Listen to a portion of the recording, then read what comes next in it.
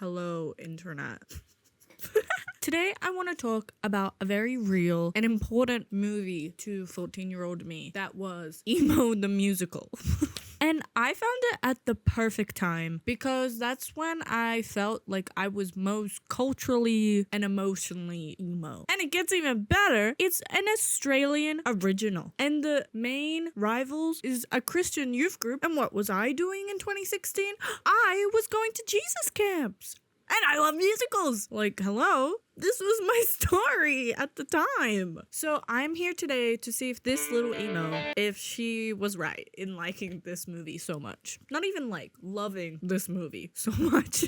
What's the plot of Emo the Musicals? And is it a good representation of emos? Let's find out. If you can think of an emo stereotype, they put it in this movie. Our main character, his name is Ethan. He's an emo. We get introduced to him. He's getting beat up in time to the music. And so now he's at this new school. And at this new school, they have a very big Christian youth group that will be important to the plot. And then a popular emo band as well. And this school has like so many like emo and alternative people, and like one, as an Australian, is one of the most unrealistic things of this movie because one, where are their uniforms? And two, how did they find so many? Moving on, important groups: church kids, emo kids. And our introduction to the religious group is that they sing this song called "It's Okay to Give Up." 'Cause Jesus still loves people who aren't good at stuff, so give up. Where they're pretty much like, just give up on yourself. God loves you. That's why he made you disabled, so you don't have sex before wedlock, right?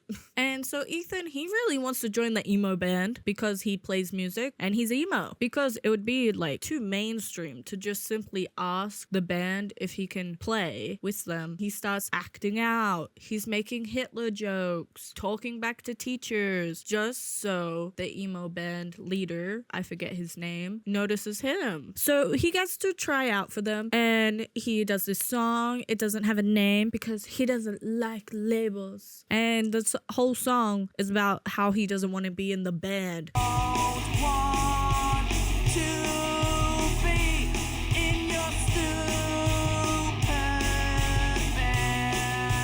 Like, he is just so desperate to get liked by these emo kids. They're like, we're not really interested in you. And so he brings out his emo magnus opus, which he goes, actually, I tried to hang myself. And you know what? Those brownie points work. Boom, he's in the band. That's emo as heck. And this school also has a side plot, which is where this serotonin drug company has like taken over the school and is giving free serotonin to everyone. And the girl emo from the band, she's like, we need to date because we will be the emo it couple. So he's technically dating her even though he's not interested in her, but they have kissed. And then for music class, Ethan and Trinity, who is from the church group, they get paired up together to write a little love song for an assignment. And Ethan wants to write a song about getting kicked in the face, and she wants to write a song about the love you feel when you get baptized. So they're finding it a bit hard to connect. But then Ethan's like, here's this folk song I bet you probably like. And she does like it, and they bond over it. Like, this is his secret that he likes this folk song because it's not cool for emos to like folk music. And the song really sucks. When we touch, it's completely consensual.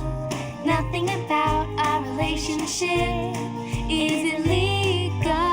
And they almost kiss. It's a bit of a Romeo and Juliet because they can't let their little groups know that they want to kiss the enemy.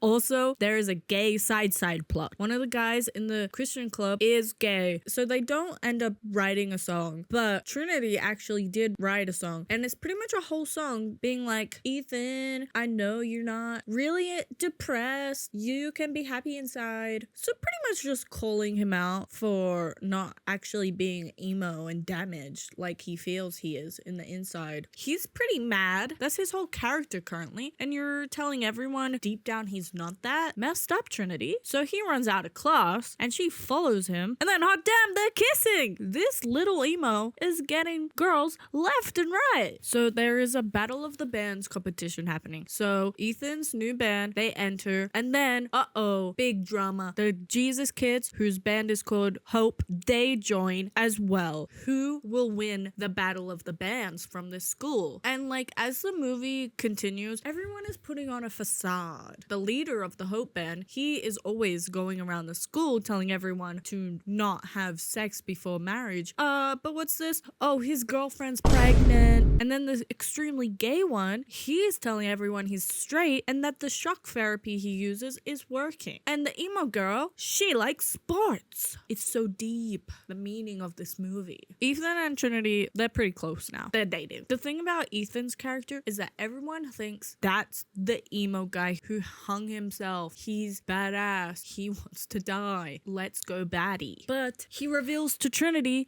he didn't actually go through it. He tried, but he didn't actually do it. He was too afraid because he didn't actually want to do it. He just thought that's what emos did. And then Ethan and Trinity, they have a little duet. It's about consent where he's like, I'm not going to take advantage of you because I don't know what to do. Us having sex, that sounds like gym. And I hate working out. So it's a pretty weird song. I put you through an awkward situation when I haven't even gotten myself a sexual education. What do you mean the only reason why you're not gonna inappropriately touch her is because you don't do exercise?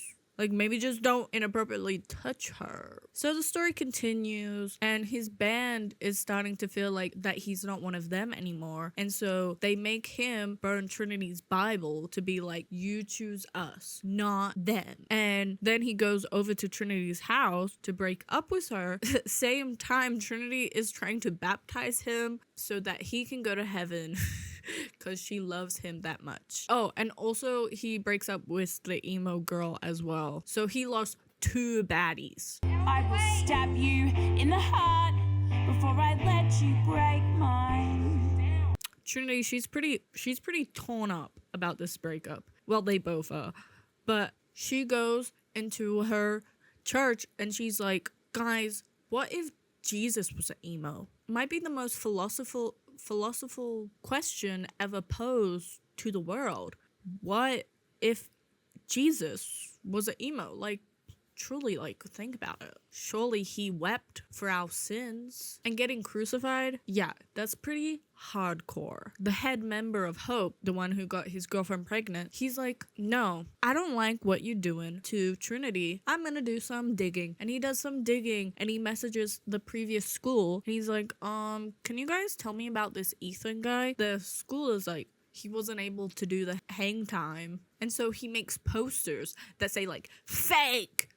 This guy didn't actually try to off himself. He's not a real emo. And like Regina George puts him everywhere, all over the school. So it's pretty serious because that was his whole character. And now it's getting put on blast. And so all the emos in the school swear off voting for his band because they're like, we're not going to vote for the fake emo band. He's a fake emo. And so to try to get some like credit back to be like, yes, we are emo, they set fire to the church inside the school. But they don't get caught for it, and so that means also no one knows it's them who did that. So like, I don't know what points they thought they were getting for this, because like no one knows it was you, little bro. But throughout all this mess, Ethan and the band are having a bit of turmoil. But who cares? Because the gay characters, they get a love duet. Myself up to a stake and burn myself for a tree.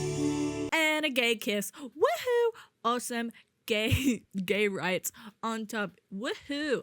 Woohoo, gay kissing in my emo movie. Like, so yay, happy gayness. And then that scene is immediately ruined by the use of the R word. The emo band was spying on the gay couple, and then also the church group was spying on the gay couple. And so the church group, they want to send their bandmate to conversion therapy. But Ethan doesn't want to do this. So he leaves the band because the emos are like, well, yes, send him, because then they don't got a guitar player, and so we will win the battle of the bands. But he's like, guys, that's morally wrong. Let's just let the gay guy be happy and not send him to conversion camp. But it's like, Ethan, you have a competition to win. Get this gay out of there. He's upset. And what do emos do when they're upset? He brings a radio into the bathtub. It doesn't work, but he tried, he was actually able to commit to trying this time. So, character development. And he's like, you know what? I'm done with being emo. He throws out all his emo stuff. Gone. So he's dressing normal and goes to join the Hope band. And they're like, you can join, but you need to be baptized. So everyone was right. He is a fake emo and now he's baptized. But Trinity is like, what are you doing? He's like, I'm doing it for you, babe. She's like, no, I literally just wanted you to be yourself. But whatever. It's the battle of the bands. The Hope group come to sing, come take me to church. Have a three-way relationship.